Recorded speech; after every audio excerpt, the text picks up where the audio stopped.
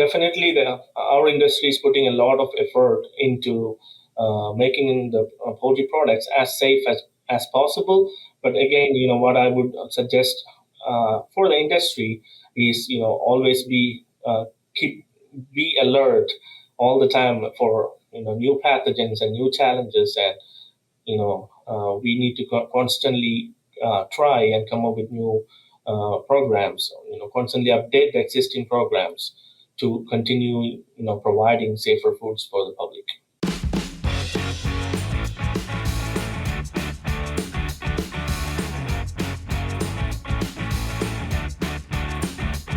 Hello and welcome to the Poultry Podcast Show.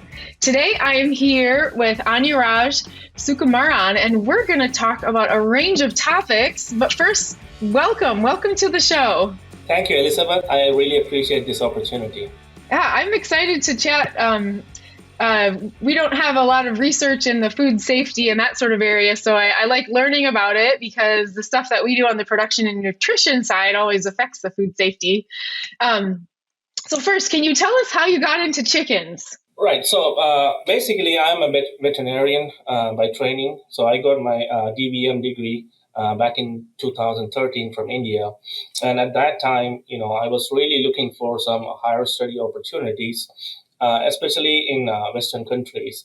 And at that time, my topic of interest was microbiology. Basically, throughout my DVM program, I was really enjoying the microbiology courseworks and the labs and all those things. And I really felt like microbiology is the route I want to go in my career. And at that time, I was offered some assistantship in the area of food safety microbiology. And I felt like that's a really important area, especially when you think about public health and those kind of topics. In the last 10 years, a lot of things are happening, especially in that area of public health, and I was really interested. And that's how I kind of entered into the food safety area. And the assistantship I got was in poultry food safety microbiology. So that's how I kind of entered into the chicken research area. Did you have any poultry background growing up, or was it something you kind of fell into after your other interests? Right. So my family was not from actually an agriculture background at all. Both my parents were like government employees, and they were working for civil. They were doing some civil jobs, and we didn't have any agriculture background growing up. But then I got admission into the DVM program, and that's when all the connection with agriculture, animal husbandry, all these things happened. Yeah. I find that poultry is one of those fields that a lot of people just kind of fall into from different ways. And I like that. You don't have to have a full lifetime experience to be really successful. Right. And, again, something that kind of helped me know more about poultry, and something that attracted me towards poultry is that, throughout our DVM program back in India, we had several poultry science courses that focused on poultry health, poultry diseases, and some microbiology aspect of poultry and poultry management. So that was something kind of gave me a real good base in poultry rearing, poultry practices, all those things. Yeah, and then the rest is history. Yeah, the rest is again. Yeah, so can you tell me a little bit about what your work focuses on in the food microbiology and the food safety world? Right. So most of my work in terms of research, it focuses on post-harvest food safety. So basically how we can control all these pathogens like the famous pathogens like Salmonella, Campylobacter, which are industry focal points these days. How we can control the prevalence of these pathogens or the entry of these pathogens into that processing plant. That's where a lot of my research is focused on. So I work to develop some novel antimicrobial interventions. These can be chemical or physical or different biological methods to prevent these pathogens in poultry processing. And in addition, one of the areas in that post-harvest food safety I focus is biofilms. So biofilms recently has become a big problem in the food processing side because the bacteria form biofilm on these processing surfaces, and they can persist there for a long time, cross-contaminating the food products. And two of my PhD graduate students are working on how we can remove biofilms, how we can prevent biofilms on food processing surfaces. And another area that I focus, in addition to post-harvest food safety, is pre-harvest. So basically, how we can reduce the presence of these bacteria in live birds, so that the influx of this, the amount of bacteria that go into the processing plants can be limited. So pre-harvest food safety is one of the areas that I'm working with, especially in the hatcheries. So hatchery is one of the points where a lot of bacteria enter into the poultry production chain. And if we can have some developments in that area that can prevent the bacterial load, that would be something really cool that we can do for the industry. So that's one of the areas I'm. JBI helps poultry producers fight against harmful pathogens with the foaming power of D7 disinfectant. JBI prevents costly outbreaks and assures eco-friendly biosecurity on farm and in transport. Safe and effective against AI, E. coli, salmonella, cocci, dermatitis, and other illness-causing pathogens. D7 is non-toxic, providing a safer environment for you and your employees, low corrosive to equipment, and breaks down biofilms. Learn more at jbidistributors.com. Yeah, so when you talk about the different methods, so some of it just revolves around, I'm assuming, the way the machine or the room is cleaned. Do you have any tips or tricks or kind of breakthroughs that you found as far as just the process of cleaning, or what reagents or chemicals are used? Right. So as of now, industry has several standard chemical, sanitizers that they commonly use for cleaning the processing surfaces. But one of the challenges that we see these days is that these pathogens are developing resistance against a lot of these, commonly used antimicrobials and sanitizers. So basically, the challenge here is the industry constantly need to update the antimicrobials. You cannot just continuously use the same antimicrobial for like 10, 20 years, because that's not going to be effective. So one of the things that I would suggest for the industry is constantly check the presence of pathogens in their facilities, and if they find some pathogens that are resistant to the sanitizers that they are using, it's time for them to change it. So that's one of the areas that I work with, to come up with some novel interventions, because industry will always need, every 5 years or 3 years, we'll need a new antimicrobial that can combat these new emerging pathogens. Yeah. So is part of that process just training people? I know one of the things about the different cleaners is contact time and debris. So is part of it just training people to use them correctly, and then also maybe rotating the cleaner? Absolutely. That's a very good point, because, I was just mentioning about changing the antimicrobials, but that's not enough. You have to train the people, especially the sanitizing crew in the processing plants, how to use these antimicrobials effectively without developing much resistance. So basically, rotating antimicrobials is a great way so that we can cut short or reduce that resistance development, and also using the appropriate contact time is very, very important. If you expose these antimicrobials for shorter amount of time, which is not sufficient to kill them, that's when a lot of the resistance actually develops. So the training part is extremely important, and I think yeah, absolutely. So for maybe someone who doesn't really know what a biofilm looks like, I'm pretty familiar with them in water lines because they're kind of a film. Is it sort of the same thing, like a thin film that kind of builds up over time, or does it look different on this processing equipment?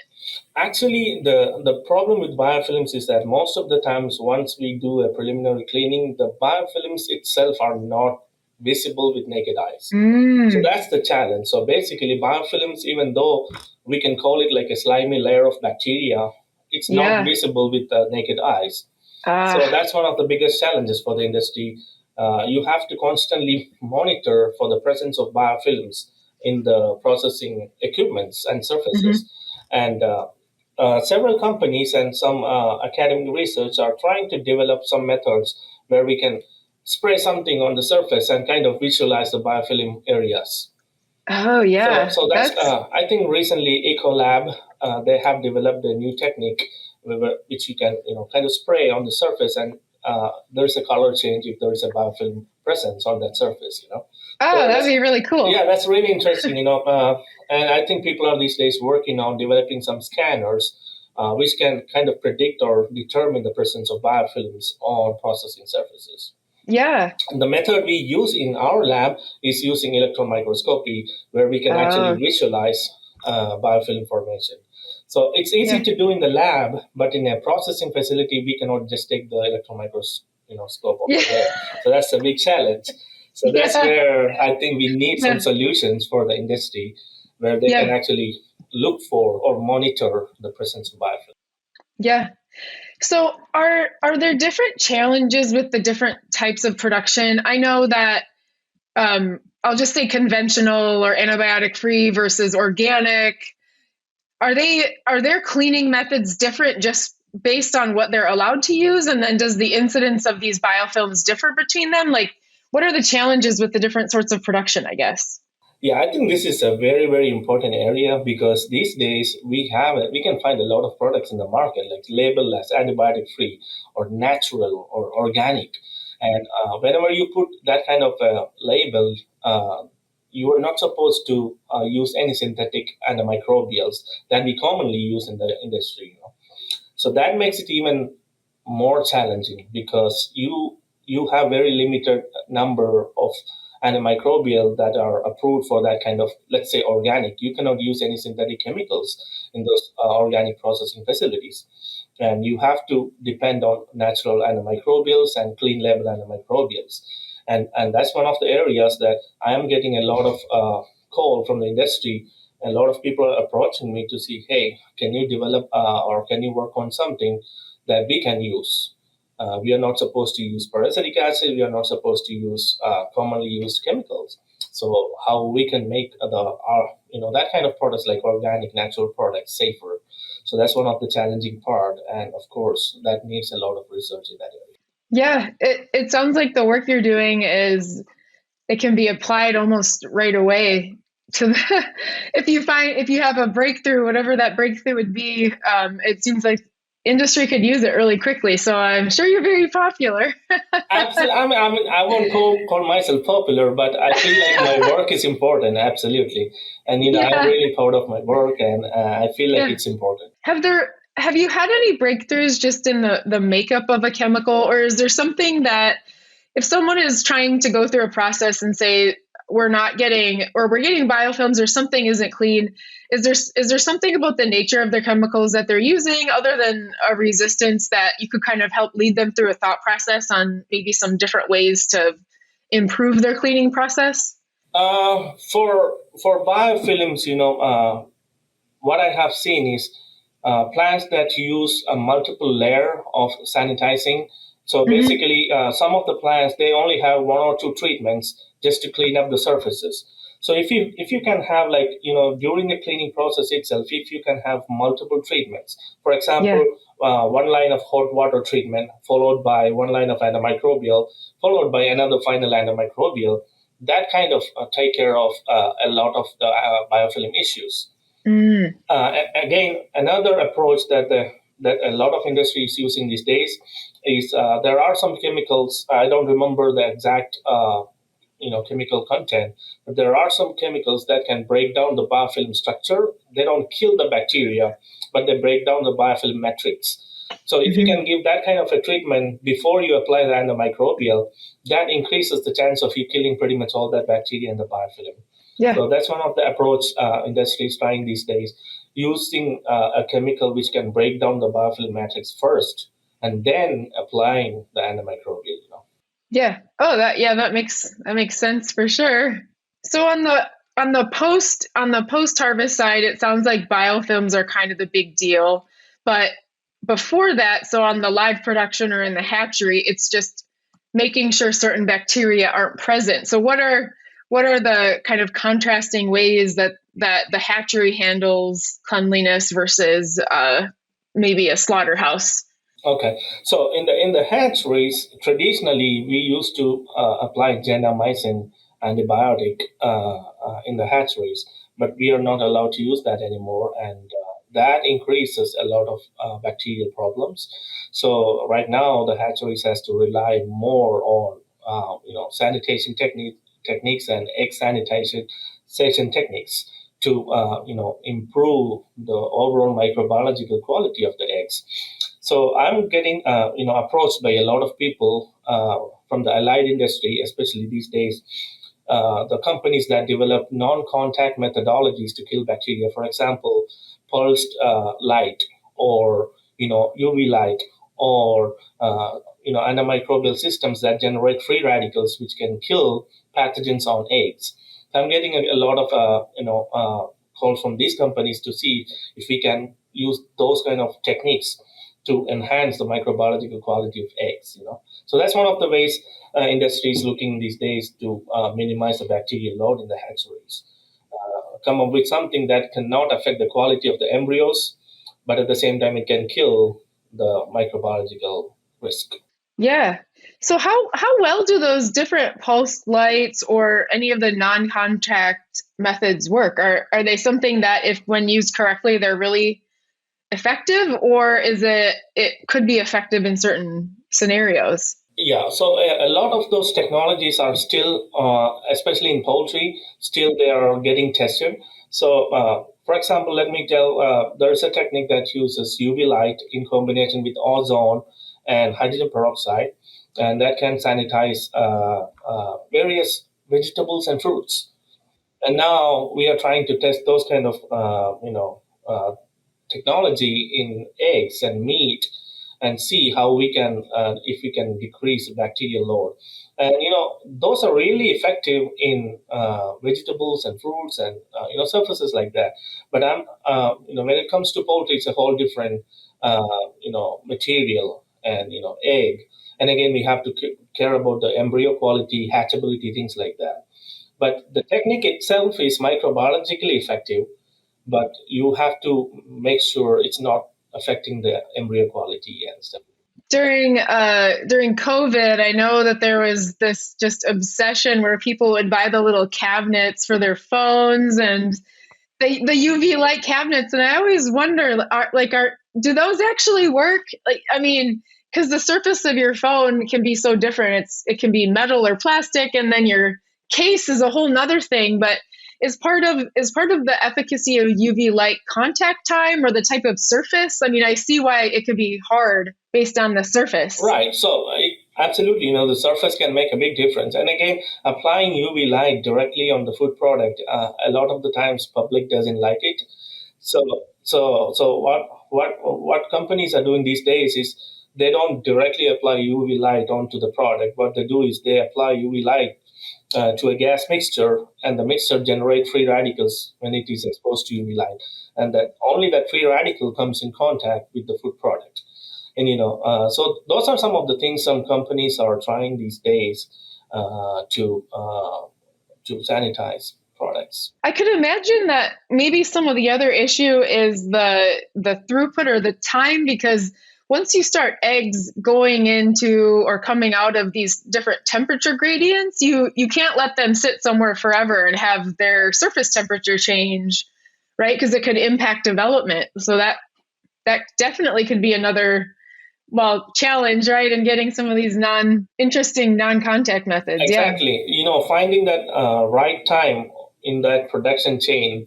We only have a couple of opportunities whenever, in that whole production chain where we can apply the antimicrobials. So basically finding that right timing and optimizing our technology for that particular window of time is very, very important. Yeah. It certainly does not have any limit to the challenges that. Right. Whenever we come up with something, we have a new problem associated with it. Yeah. Yeah. So have you had any interesting observations or kind of breakthroughs that you thought have been especially exciting over your work from the last few years? Yeah. So a couple of things that I have found is campylobacter. So one of my recent works is on campylobacter, how it survives in aerobic conditions. So one of my PhD students, the results were really interesting. What we did was we tested to see if campylobacter can survive under the presence of air. So so historically, Campylobacter, if you try to grow it in a lab setting, it is very, very difficult to grow because it requires a particular temperature. It does not survive in the lab in the presence of air. Yeah. But now the question is, why is it the most prevalent bacteria present in all the food products, especially poultry? Yeah. Because all the environment is aerobic and how it is surviving. So we just wanted to see if the Campylobacter isolates are how it survives in that aerobic conditions. And we found that, uh, around 40% of the isolates that we collected from the field, even though traditionally we think that Campylobacter cannot survive in air, we found that more than 40% of the isolates were able to survive for more than 24 hours in the presence of air. Oh, wow. They have some inherent mechanisms to cope with the aerobic stress. We call it aerotolerance mechanism. Mm-hmm. And again, what we did was we tested to see if these actual resistant strains can survive in chicken on the surface of chicken meat under refrigeration and freezing. One thing we found that yes, they survive, but the thing is, refrigeration and freezing can decrease the counts of Campylobacter substantially in presence of air. Yeah. So these are some of the findings that we recently had that kind of gives some insight towards what the industry can do to reduce some of these pathogenic risks. Yeah. So you can buy chicken meat in different ways at the store. And I know a lot of people buy, well, the whole bird is really popular at places like Costco or Walmart or whatever. And then you can buy the fresh meat, which hasn't been frozen. And then you've got everything that's frozen. So would you say, just from a risk standpoint, just because of what you've described, the fresh meat or the already cooked meat has more of a chance of having an issue? Or is it people not preparing the chicken properly? Like what is the problem, I guess? Actually, if people can completely follow the guidelines and cook the meat properly, then we don't have any issues with salmonella or Campylobacter. And most of the times what happens is that cooking process is not perfect all the time. So that's one of the big problems. And again, how people handle meat at home, it is not always the best way. Even after cooking, they might be using the same knife that they use for actually, cut the raw meat for, cutting their finished products. So if that's the case, again, contamination can happen. But as long as you follow the proper cooking, I don't think any of these bacteria is a problem. But most of the time that does not happen. Yeah, I can definitely see that.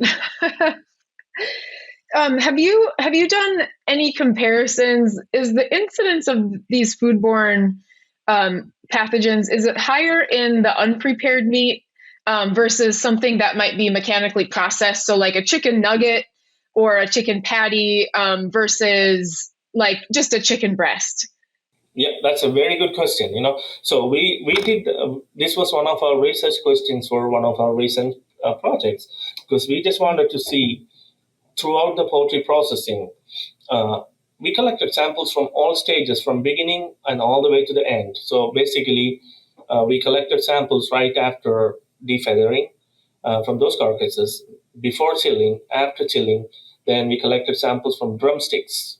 And we also collected samples from MDM, which is the mechanically deboned meat that we use in hot dogs and stuff like that.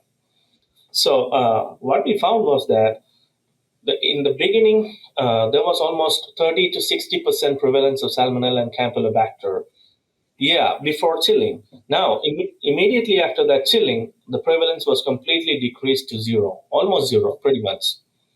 Because that chilling stage, or the chill tank in the poultry industry, is where they apply the most of the antimicrobial interventions. That was pretty much taking care of all the prevalence levels. But now what we observed, the interesting fact was that after chilling, when they cut up the meat into drumsticks, again, the cross-contamination was increasing and the prevalence level went up to like 30%, 40%. So there was significant cross-contamination during that cutting or deboning process, where the bacteria numbers were again rising. And now, another thing that we found, we also checked the presence in the MDM, or mechanically deboned meat. The presence was almost like 70% back to that initial level, because it goes through that rigorous grinding process. And I think that process is definitely increasing the cross contamination, because one carcass frame is enough to contaminate the whole batch. So that's something that was really interesting. Even though that intervention decreases bacteria levels, going back up again during some of these processes. Huh, I would not have guessed that. That's so Yeah, interesting. it was really interesting, and it has already been published Yeah, in 2022. yeah. So what is the difference? So some companies are using an air chilling method and some use the water bath. Is there a difference in prevalence between those two methods? I think there are some differences, but there's nothing conclusive against about which method is the best in terms of microbiology. But theoretically speaking, air chilling can decrease cross contamination because there's no direct contact between carcasses. But in water chilling, all the carcasses are going through the same chilling tank. But again, how we can apply antimicrobials to the carcasses, the chilling tank might be more effective than spraying antimicrobials on those hanging carcasses in the air chiller. So there are some difference, but there's no conclusive evidence that one method is better than the other. And again, in the US, we don't use much air chilling. It's mostly water chilling. Most of the air chilling happens in European countries. Yeah.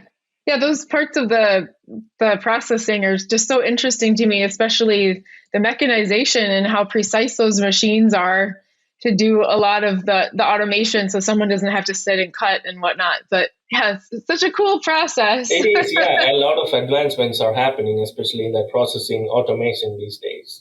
Yes. Yeah, it's really exciting.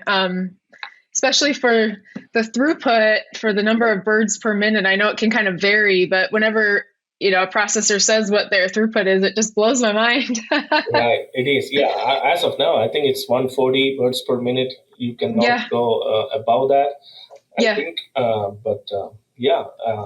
If yeah. USDA allows, industry can go even higher. I teach a course in the fall, and the students do get to process birds, and I kind of have to laugh because we tell them about this is a slower version and there is automation, but it's a lot different than the other process where it's all on a line and going. And because we're having students do the process and interact, I think I feel like we might get through 60 birds in an hour and a half. So it's a fun process and learning, but it's not the speed that. Absolutely. But the cool thing is, like, to train people, to train the students, it's better to have a small or lower line speed, so that we can actually show them what's going on. But again, industry, it's 140 birds per minute. So it's like real quick. Yeah, you don't just throw them into that. That would be a little. And again, I think it's the same for all academic institutions. At Mississippi State, we have a small poultry processing plant here, and the line speed is, I think, maximum 17 birds per minute. Oh, yeah. Yeah, but we don't even do that. We might be doing like 5 birds per minute or something like that. So we can show them actually what's going on. Oh yeah, no, that makes a lot of sense. So do you have any maybe any insight, since you do a lot of you've talked about a lot of your student research, which is really amazing.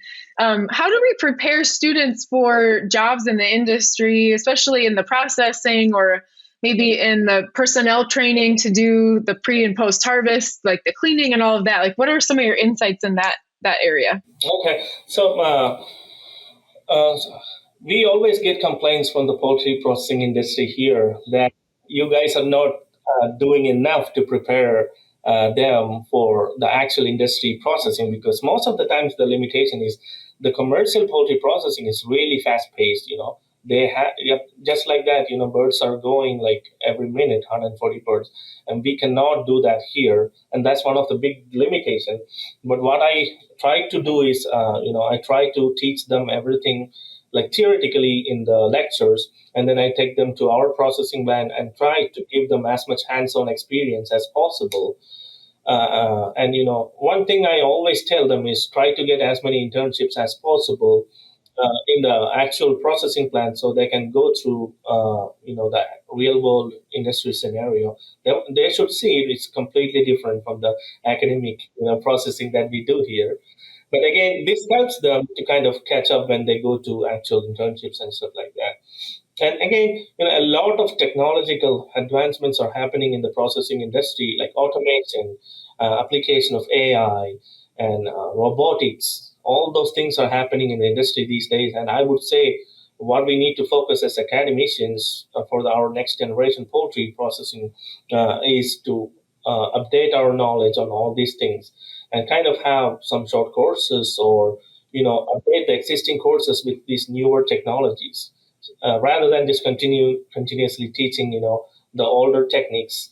We need to update the new methodologies, new bacterial testing methodologies, all those things to the incoming students so they can be competitive enough for the future. Yeah, I feel like the industry has to change so rapidly that it's hard for academic institutions to, build a facility and then keep up, just because the life or the lifetime use of that facility is so much different versus a commercial facility. Absolutely, it's very difficult, and again, it's expensive. To change, Yeah. to change those equipments and the logistics of the building. It's not easy, and again, Hmm. so we are always going to be limited in resources. But the best we can do is to use whatever is available, and try to teach them the best we can. Yeah. Yeah. So what else does industry look for in these trained students? Like if you're training students or graduate students or undergrads, how can you best prepare them to be ready for the difference that would be the actual industry? Right. So that's a very good question. And recently, I gave a PhD prelims examination for two PhD students that I have, and it was like 2 weeks ago. And one of the questions I asked them was about regulatory compliance in poultry industry. So that's one of the areas, like how to deal with USDA regulations, FDA regulations. Those are things that a lot of the coursework does not cover in the universities.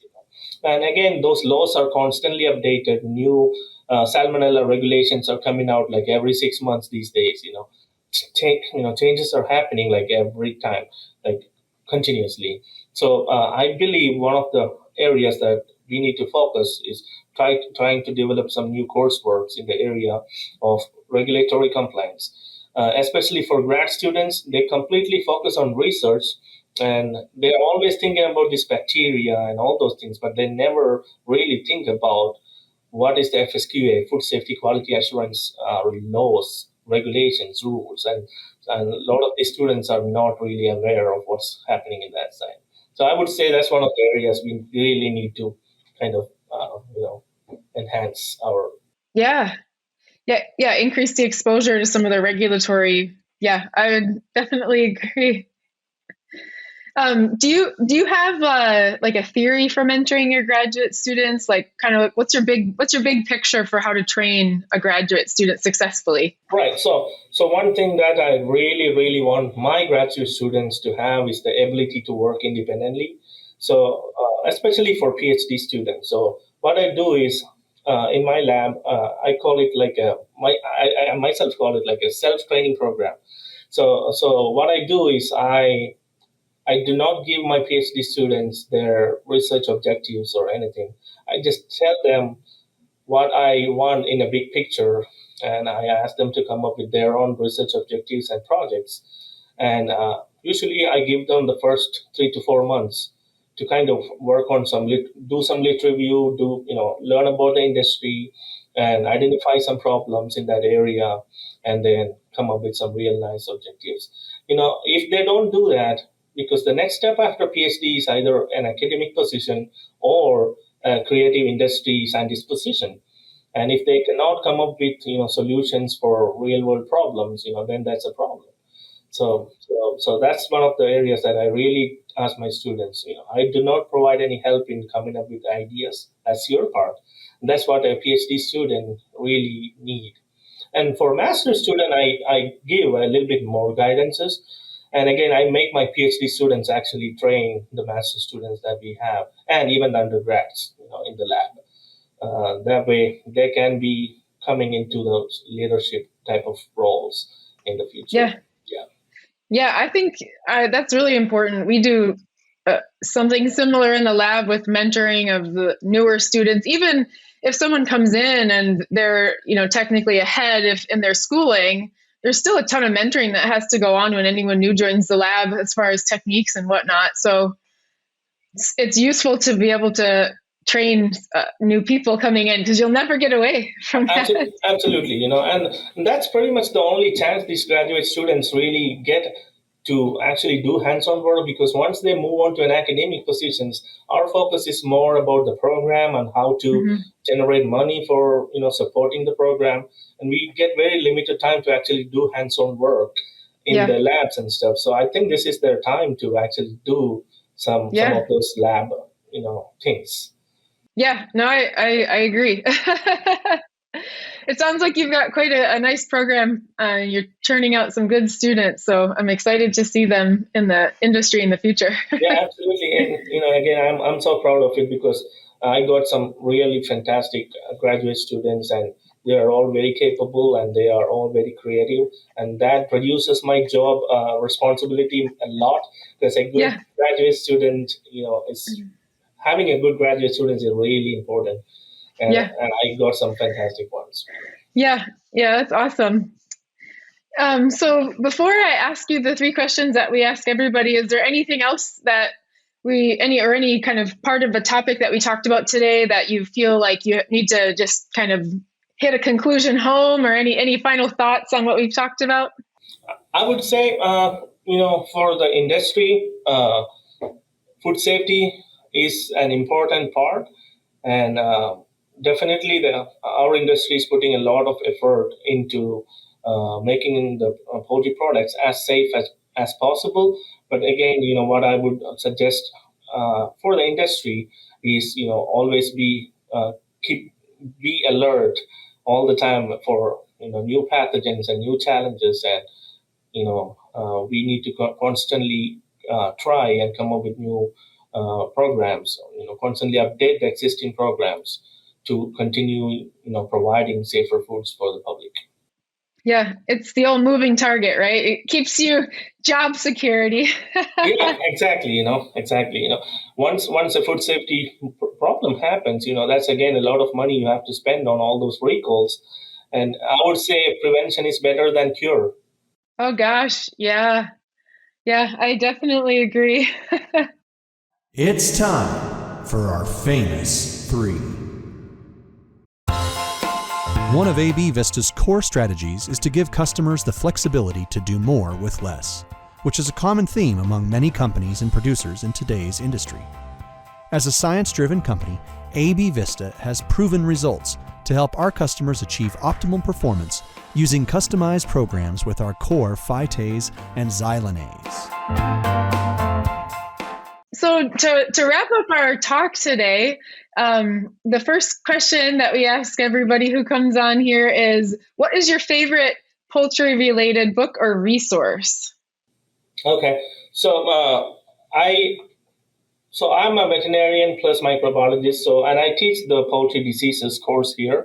So one of the textbooks that I always refer to is Swain's poultry diseases textbook, and that's one of the gold standards for the whole poultry diseases area, where they have that book is fantastic. It has described. I think that's the reference book they use for the Master of Avian Medicine program and ACPV and all those certifications. So that's one of the resources I always give my students. In my syllabus, I have listed that textbook as the resource for them to look for any poultry diseases. Yeah, that's a good one. It makes a lot of sense. What is your favorite non-poultry related book or resource? Yeah, even though I would say it's non-poultry, but it's still related to the subject. So one of the resource I use, it's not a book. It's called Merck Veterinary Manual. It is there is a book for it, but I use the online version of the Merck Veterinary Manual all the time because it has summarized a lot of the things in a couple of pages.